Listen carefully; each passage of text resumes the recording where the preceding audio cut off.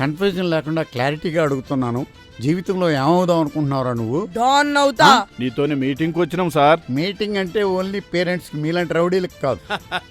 Tubelight మాడిపోయిన తర్వాత satellite ఆగిపోతుందిరా, అది నా కెపాసిటీ. అనాథాలకు కూడా అమ్మ నాన్నలు ఉంటారు, కానీ వారు ఎక్కడ ఉంటారో ఏమైనా తెలియదు. అనాథాలకు మాత్రం హక్కులుండవా?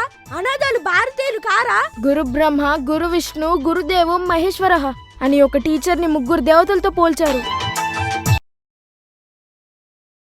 అడుగో హరిభయంకరుడు కట్ట బ్రహ్మనా. సైన్స్ అండ్ టెక్నాలజీలో కాంపిటీషన్ కండక్ట్ చేసి విద్యార్థుల్లో సంపూర్ణమైన వ్యక్తిత్వ వికాసం ఉండాలంటే ప్రధానమైనవి 4. నిన్ను చూస్తుంటే అబ్దుల్ కలాం లాంటి మహానుభావుడు నాకు కనిపిస్తున్నాడు. Hello Henry Paul. What about Aditya? Stop, you idiot!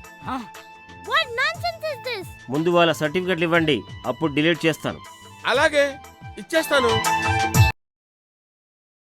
అనాథనైన నాకు రవి చూపించే ఆప్యాయతలో ఒక తండ్రిని, వాణి చూపించే ఆప్యాయతలో ఒక తల్లిని, పవన్ చూపించే ఆప్యాయతలో ఒక అన్నను చూశాను. ప్రతిభ ఉన్నవాడికి కులం మతంతో సంబంధం ఏమిటండి? ఎందుకు ఎందుకు? చిన్నపిల్లని చూసి భయపడితే ఎలాగండి? వాడికి ప్రాపర్ కౌన్సిలింగ్ ఇవ్వండి. వాడే నాకు కౌన్సిలింగ్ ఇస్తున్నాడు సార్. ఎవరు నువ్వు? విక్కిన్రా. ఒరే తీక్రా. ఏ నీకు పిచ్చా?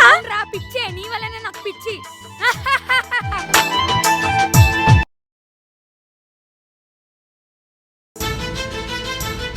Success, grand success. ఆ విషయం కనిపెట్టా, గ్రాండ్ సక్సెస్.